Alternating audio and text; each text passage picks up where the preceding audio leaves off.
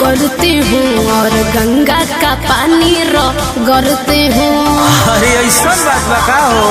हाँ जी, खाली रेते पे भेंट मैं करती हूँ और गंगा का पानी गरती हूँ। अब ढोहिए में डुबकी मार लो, अरे मार लो।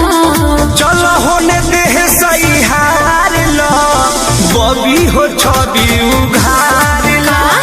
चलो होने देह सही हार लो, बबी हो छवि उघार लो।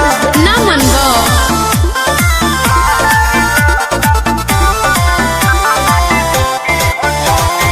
Music by Arya Sharma.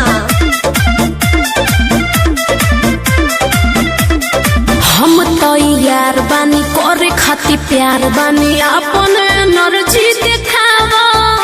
Energy देखबू? जी हाँ। तो ठीक है बाबा। कली कच्चा नार बाड़ू, कोमल विचार बाड़ू, पहिले तो मुंडी बनाओ। बढ़ी नहिया तो देहिया सवार लो, सवार लो। चलो होने देह सही हार लो, बबी हो छवि उघार लो। अच्छा? चलो होने देह सही हार लो, बबी हो छवि उघार लो।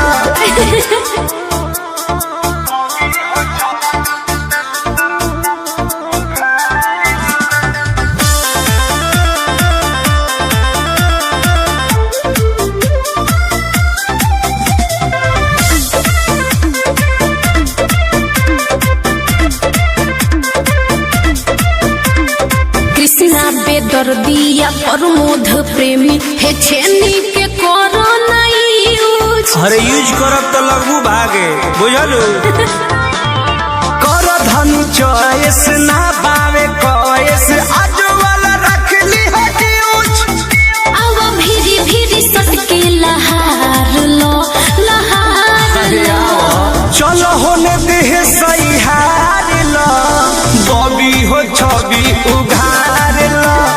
चलो होने देह सही हार लो, बबी हो छवि उघार लो। खाली रेते पे भेंट मैं करती हूँ और गंगा का पानी गरती हूँ। अब ढोहिए में डुबकी मार लो, अरे मार लो। चलो होने देह सही हार लो, बबी हो छवि उघार लो।